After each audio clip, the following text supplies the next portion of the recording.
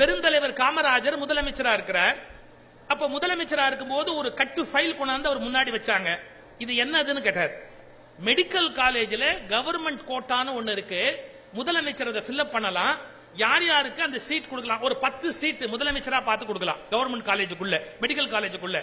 இது chief minister quota, 10 பேர் நீங்க அப்ளிகேஷனை தேர்ந்தெடுத்து கொடுத்தா நாங்க அந்த மெடிக்கல் காலேஜ்ல அந்த பசங்களுக்கு இடம் கொடுக்கலாம் அப்படின்னு.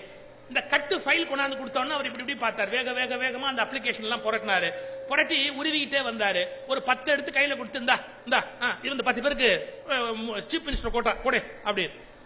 இந்த எடுத்துக்கிட்டு வந்த ஐஏஎஸ் ஆபீசர் கேட்டாரு, எனக்கு தெரிஞ்சு சார், நாங்க சீஃப் மினிஸ்டர் டேபிள் இந்த ஃபைல் வைப்போம், அவங்க எல்லா அப்ளிகேஷனையும் படிச்சு பார்க்கணும், 3 நாள் ஆகும் 4 நாள் ஆகும் அப்படிம்பாங்க. எனக்கு புரியல, நீங்க எதையுமே படிக்கல, வேகமா அப்ளிகேஷன் எப்படி பாத்தீங்க?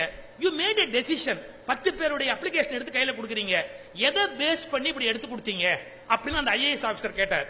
அதுக்கு காமராஜ் சொன்னார், ஒண்ணுமில்ல, ரொம்ப சிம்பிள், பெற்றோர்கள் கையெழுத்துங்கிற இடத்துல எவன் கை நாட்டு வச்சிருக்கிறானோ அதெல்லாம் எடுத்தேன், அந்த பேருக்கு கொடுத்துட்டேன்.